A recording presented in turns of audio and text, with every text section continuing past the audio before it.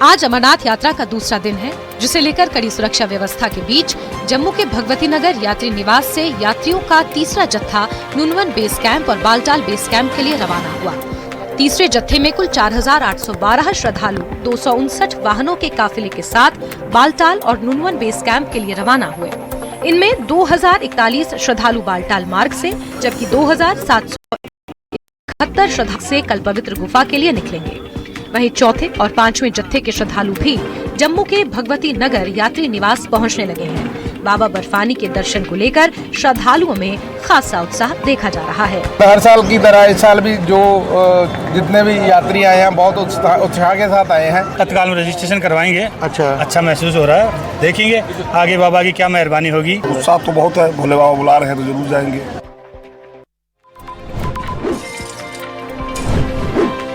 अमरनाथ यात्रा को लेकर श्रद्धालुओं में उत्साह का माहौल है। आज बालटाल और पहलगाम के नुनवन बेस कैंप से श्रद्धालुओं का दूसरा जत्था पवित्र अमरनाथ गुफा के लिए रवाना हुआ।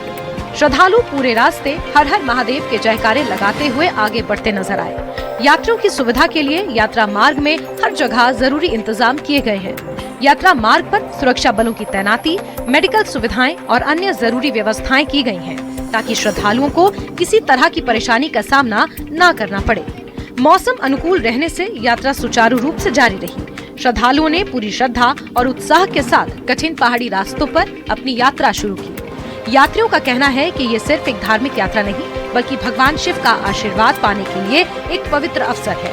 यात्रा को सुरक्षित और शांतिपूर्ण बनाए रखने के लिए प्रशासन ने सुरक्षा के कड़े इंतजाम किए हैं। पूरे मार्ग पर सुरक्षा बलों की तैनाती है, मेडिकल सुविधाएं और अन्य जरूरी व्यवस्थाएं की गई हैं, ताकि श्रद्धालुओं को किसी तरह की परेशानी का सामना न करना पड़े। भगवान से ही प्रार्थना होगी कि पूरे देश को खुशी रखें।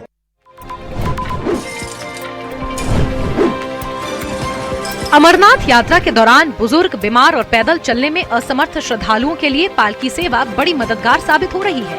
स्थानीय कश्मीरी लोग श्रद्धालुओं को पालकी में बैठाकर कंधों पर उठाते हैं और पवित्र गुफा तक पहुंचाते हैं। बांस की मजबूत डंडियों और बीच में लगी कुर्सी से बनी इस पालकी को 4 लोग मिलकर कठिन पहाड़ी रास्तों से लेकर जाते हैं। इसकी मदद से ऐसे श्रद्धालु भी बाबा बर्फानी के दर्शन कर पा रहे हैं जो पैदल यात्रा नहीं कर सकते। ये सेवा श्रद्धालुओं के लिए राहत का काम कर रही है। वहीं अमरनाथ यात्रा के दौरान स्थानीय लोगों को इससे रोजगार भी मिलता है। हर साल बड़ी संख्या में कश्मीरी युवक इस काम से जुड़ते हैं और श्रद्धालुओं की मदद करते हैं।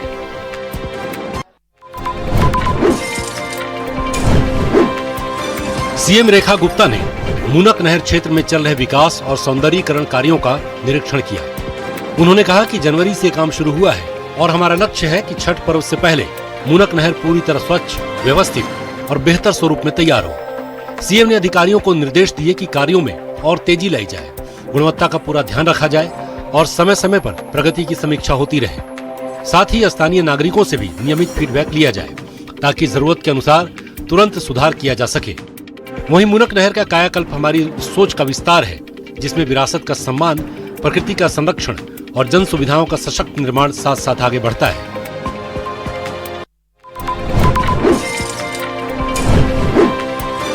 सीएम रेखा गुप्ता ने मूनक नहर क्षेत्र में चल रहे विकास और सौंदर्यीकरण कार्यों का निरीक्षण किया।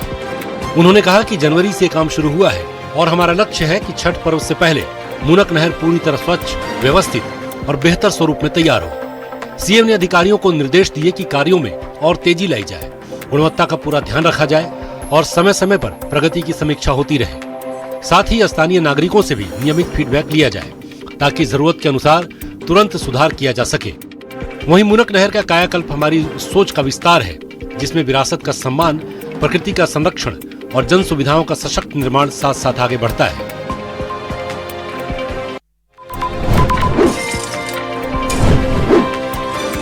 आतंकवाद के खिलाफ केंद्र सरकार ने बड़ा कदम उठाया है। गृह मंत्रालय ने यूएपीए के तहत 23 नए नामों को आतंकवादी घोषित करते हुए गजट अधिसूचना जारी की है। लिस्ट में जैश ए मोहम्मद और लश्कर तैयबा से जुड़े कई ऑपरेटिव शामिल हैं। इनमें मसूद इलियास कश्मीरी, मोहम्मद मुसद्दिक, मुफ्ती मोहम्मद असगर खान, हाफिज अब्दुल शकूर, अब्दुल्ला जिहादी, फिरदौस अहमद भट्ट और बिलाल अहमद मीर जैसे नाम प्रमुख हैं। गृह मंत्रालय के मुताबिक इन पर आतंकी भर्ती, प्रशिक्षण, फंडिंग, हथियारों की सप्लाई, घुसपैठ कराने और भारत में आतंकी हमलों को अंजाम देने या उनमें मदद करने के आरोप हैं। इस लिस्ट में नगरोटा आर्मी कैंप और 2022 के सुंजवान आर्मी कैंप हमले में शामिल आतंकियों के भी नाम हैं।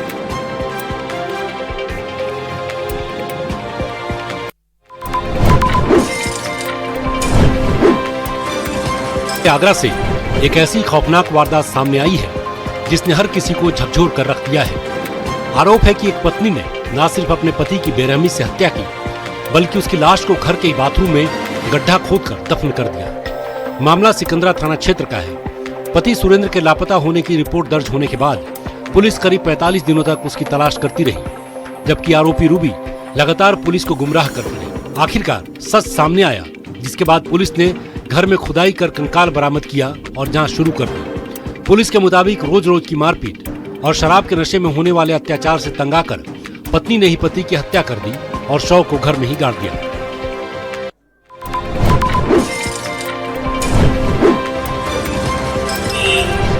दिल्ली के शहादरा साउथ जोन के शहादरा वार्ड स्थित श्रीराम कॉलोनी की गली नंबर 2 में एक निर्माणाधीन 4 मंजिला मकान झुकने का मामला सामने आया है।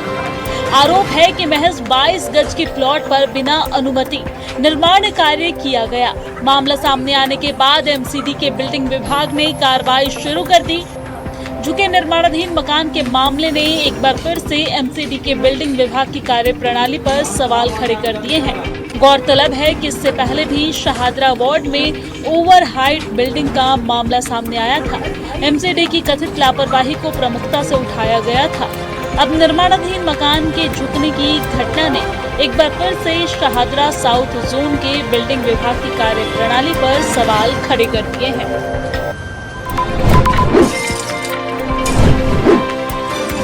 पानीपत जिले में पूर्व सरपंच के पेट्रोल पंप पर 7 नकाबपोश बदमाशों ने हथियारों के बल पर लूटपाट की वारदात को अंजाम दिया। बदमाश कार से पहुंचे और पेट्रोल पंप पर मौजूद सेल्समैन को बंधक बना लिया। उसका आईफोन भी तोड़ डाला और उसके बाद बदमाश उसे पिस्तौल के बटों से पीटते हुए पेट्रोल पंप के ऑफिस में ले गए और सीसीटीवी कैमरों के रुख बदलकर गले से करीब 1.25 लाख रुपए की नकदी लूट ली। वारदात के बाद बदमाशों ने पेट्रोल पंप से ही अपनी कार की टंकी को फुल किया और फरार हो गए। बदमाशों के जाने के बाद सेल्समैन ने सूचना पुलिस को दी। वहीं मौके पर पुलिस ने बदमाशों की तलाश में दौड़ लगाई, लेकिन सफलता नहीं मिली। ये पूरी वारदात पेट्रोल पंप पर लगे सीसीटीवी कैमरे में कैद हो गई, जिसका वीडियो सामने आया है। हैरानी की बात ये रही कि जिस वक्त ये वारदात हुई उस वक्त पेट्रोल पंप का मालिक पंप के पीछे कमरे में सो रहा था, लेकिन उसे भनक तक नहीं लगी।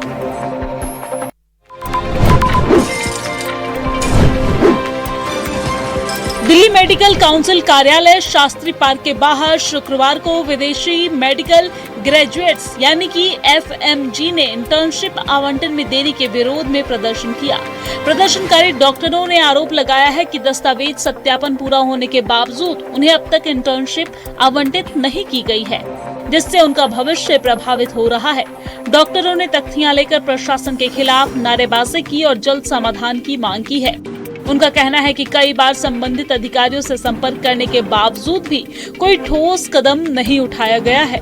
प्रदर्शनकारियों ने स्पष्ट समय सीमा और नियमित अपडेट की मांग की है। हालांकि इस पर DMC की ओर से अभी कोई प्रतिक्रिया सामने नहीं आई है।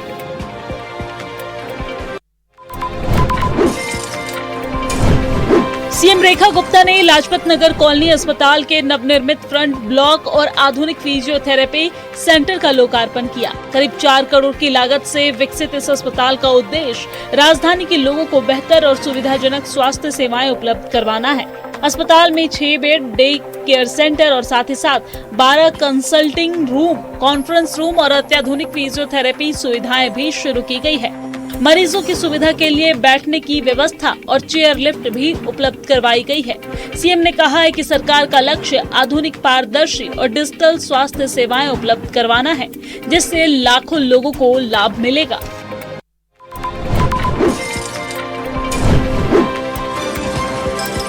दिल्ली सरकार ने वायु प्रदूषण से निपटने के लिए 8,300 करोड़ रुपए की स्वच्छ हवा स्वस्थ दिल्ली परियोजना को मंजूरी दी है। सीएम रेखा गुप्ता ने बताया है कि ये 7 वर्षीय परियोजना सितंबर 2026 से अगस्त 2023 तक सभी जिलों में लागू होगी। इसमें 65% वित्तीय सहायता विश्व बैंक और 35% राशि दिल्ली सरकार वहन करेगी। योजना के तहत परिवहन, सड़क धूल, निर्माण और ध्वस्तीकरण, कचरा, ठोस अपशिष्ट और औद्योगिक प्रदूषण पर विशेष ध्यान दिया जाएगा। Air quality monitoring, data analysis और साथ ही साथ ICC जैसी प्रणालियां स्थापित होंगी। पुराने वाहनों को हटाने और ई वाहनों को बढ़ावा देने पर भी जोर रहेगा।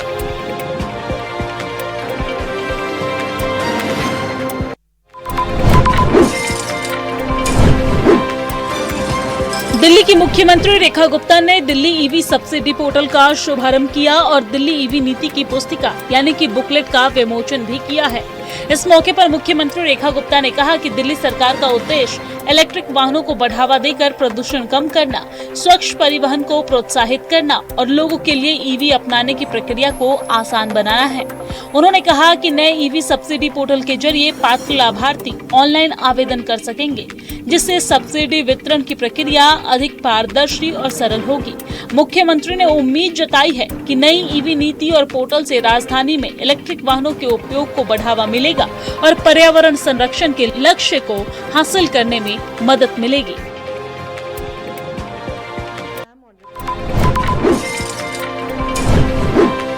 पुरानी दिल्ली रेलवे स्टेशन से मारपीट का वीडियो सोशल मीडिया पर तेजी से वायरल हो रहा है। वायरल वीडियो में एक यात्री परिवार और कुछ ट्रांसजेंडर लोगों के बीच जमकर झगड़ा और धक्का मुक्की होती दिखाई दे रही है। रेलवे पुलिस के मुताबिक ये घटना 30 जून की रात करीब 11:30 बजे प्लेटफॉर्म नंबर 16 पर हुई। शुरुआती जांच में सामने आया है कि ब्रह्मपुत्र मेल की जनरल बोगी में सीट लेने को लेकर दोनों पक्षों के बीच विवाद हुआ था। मौके पर मौजूद RPF जवानों ने तुरंत पहुंचकर भीड़ को हटाया और दोनों पक्षों को शांत कराया। इसके बाद सभी यात्री ट्रेन में सवार होकर चले गए। रेलवे पुलिस का कहना है कि परिवार ने कोई शिकायत दर्ज नहीं कराई है और इस मामले पर कोई PCR कॉल भी नहीं मिली। फिलहाल वायरल वीडियो की पुष्टि हो चुकी है और दोनों पक्षों की पहचान कर आगे की कानूनी कार्रवाई की जा रही है।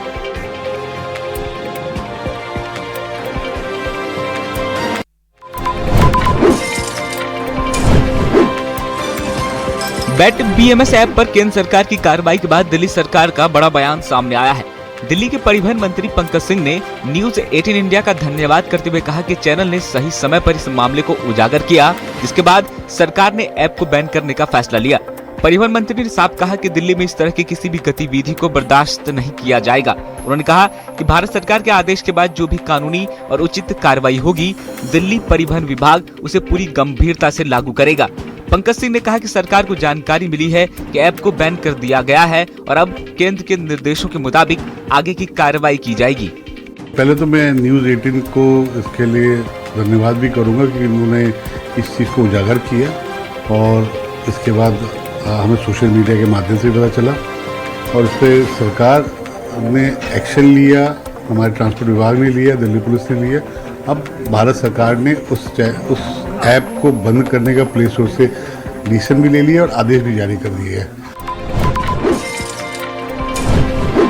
राजधानी दिल्ली में इन दिनों ई-रिक्शा चालकों की मुश्किलें बढ़ती नजर आ रही है। कई चालकों का दावा है कि उनके ई-रिक्शे चलते चलते अचानक बंद हो रहे हैं। बीच सड़क वाहन रुक जाने से न सिर्फ उनकी रोजी रोटी प्रभावित हो रही है, बल्कि यात्रियों को भी सफर के दौरान भारी असुविधा का सामना करना पड़ रहा है।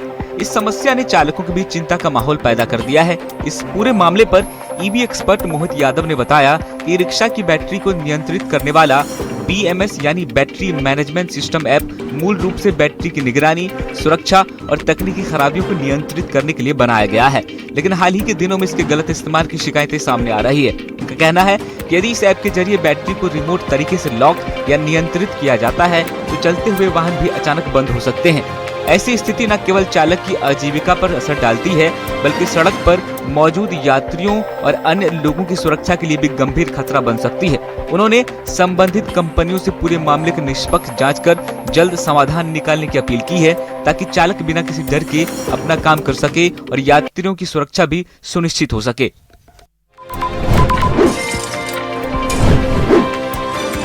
मेरठ से एक सनसनीखेज वारदात सामने आई है, जहां सोशल मीडिया इन्फ्लुएंसर निशा चौहान की चाकू से गोदकर हत्या कर दी गई। इस मामले में पुलिस ने मृतका के पति को आरोपी बनाया है, जिसने कथित तौर पर वारदात के बाद खुद पर भी चाकू से हमला कर लिया।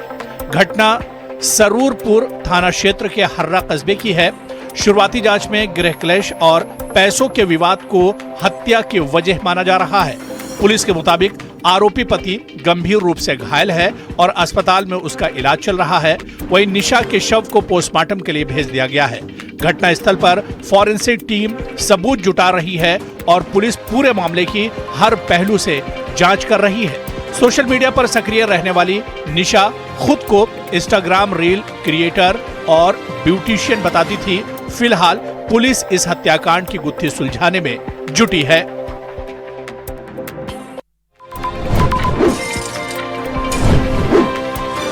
अमरनाथ यात्रा को लेकर जम्मू कश्मीर के सांबा जिले में श्रद्धालुओं की सुविधा और सुरक्षा के व्यापक इंतजाम किए गए हैं।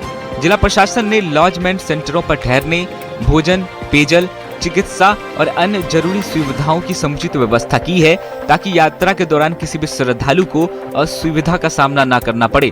प्रशासन के साथ साथ सामाजिक संस्थाएं भी पूरे सेवा भाव से यात्रियों की मदद में जुटी है। ओम श्री नीलकंठ महाराज तरन तारण समिति पिछले 14 वर्षों से लगातार निःशुल्क लंगर लगाकर बाबा बर्फानी के श्रद्धालुओं की सेवा कर रहे हैं। समिति का कहना है कि श्रद्धालु की सेवा करना उनके लिए सौभाग्य की बात है और ये सेवा आगे भी निरंतर जारी रहेगी।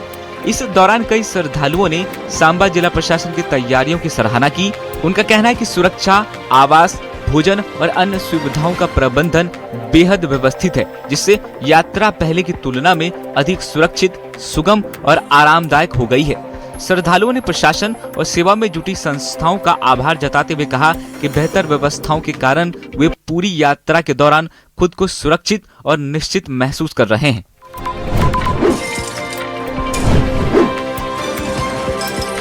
जम्मू कश्मीर के किश्तवाड़ जिले के गुलाबगढ़ में एक दर्दनाक सड़क हादसे में 2 लोगों की जान चली गई, जहां एक टिप्पर अनियंत्रित होकर गहरी खाई में जा गिरा।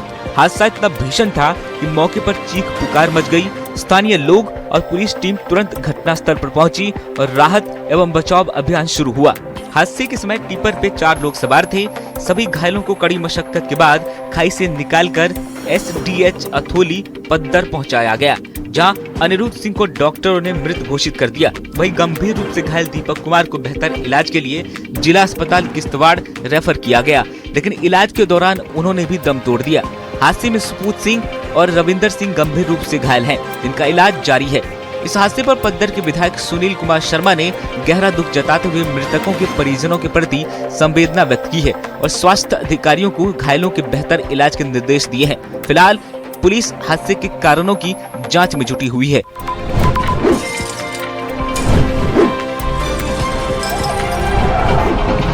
हरियाणा के गुरुग्राम में हिट एंड रन का सनसनीखेज मामला सामने आया है। सेक्टर 75 इलाके में तेज रफ्तार कार ने सड़क किनारे खड़े 2 लोगों को जोरदार टक्कर मार दी। टक्कर इतनी जबरदस्त थी कि दोनों लोग गंभीर रूप से घायल हो गए।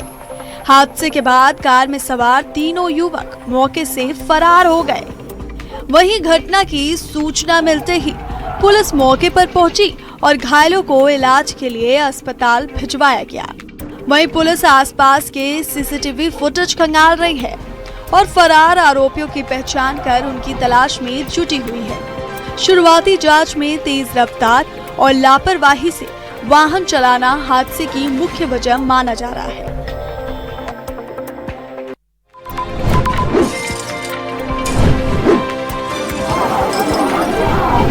हरियाणा के रोहतक से बेहद चौंकाने वाली खबर सामने आई, जहां शिमली गांव में प्रशासनिक टीम पर अचानक हमला कर दिया गया। यहां सरपंच और अधिकारी पंचायती जमीन पर प्लॉट काटने पहुंचे थे, लेकिन तभी वहां मौजूद कुछ लोगों ने उन पर लाठी डंडों की बरसात कर दी। इस अचानक हुए हमले में सरपंच समेत 3 से 4 लोग गंभीर रूप से घायल हो गए, जिन्हें तुरंत अस्पताल में भर्ती कराया गया। दिल दहला देने वाली इस पूरी वारदात का एक वीडियो भी सोशल मीडिया पर जमकर वायरल हो रहा है, जिसमें लोग सरेआम गुंडागर्दी करते दिख रहे हैं। बताया जा रहा है कि जमीन को लेकर पुराना विवाद था, जो देखते ही देखते खूनी झड़प में बदल गया। फिलहाल पुलिस ने वीडियो को कब्जे में लेकर जांच शुरू कर दी है और गांव में सुरक्षा के लिए भारी पुलिस बल तैनात है।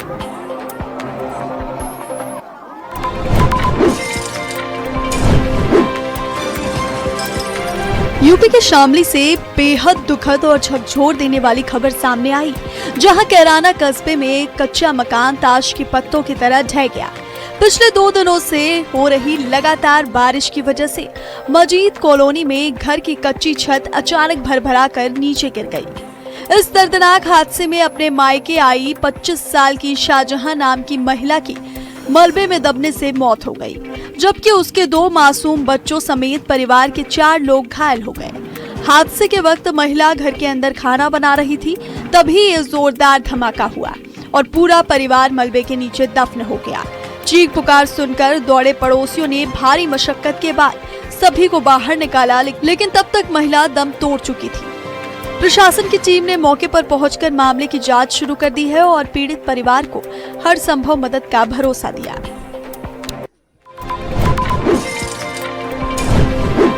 साइबर ठगों के खिलाफ नोएडा पुलिस को बड़ी कामयाबी मिली, जहां डिजिटल ठगी करने वाले 4 शातिर अपराधियों को गिरफ्तार किया गया। पकड़े गए इन आरोपियों पर आईजीएल कंपनी के फर्जी कर्मचारी बनकर लोगों को चूना लगाने का बड़ा आरोप है। इन बदमाशों ने गैस बिल भुगतान के नाम पर लोगों को फर्जी लिंक भेजे और पलक झपकते ही 21 लाख रुपए से ज्यादा की मोटी रकम साफ कर दी। पुलिस की गिरफ्त में आए सचिन, शहनवाज, शिवम और शुभम नाम के ये आरोपी भोले भाले लोगों को अपना शिकार बनाते थे। ये शातिर अपराधी महज 10 से 20% कमीशन के लालच में साइबर ठगों को क्रेडिट कार्ड और बैंक खाते उपलब्ध कराते थे, जिनमें लाखों का हेरफेर होता था। फिलहाल पुलिस ने इनके बैंक खातों में आए 6.5 लाख रुपए फ्रीज करवा दिए हैं और इस पूरे गिरोह की बाकी के मददगारों की तलाश तेज कर दी है।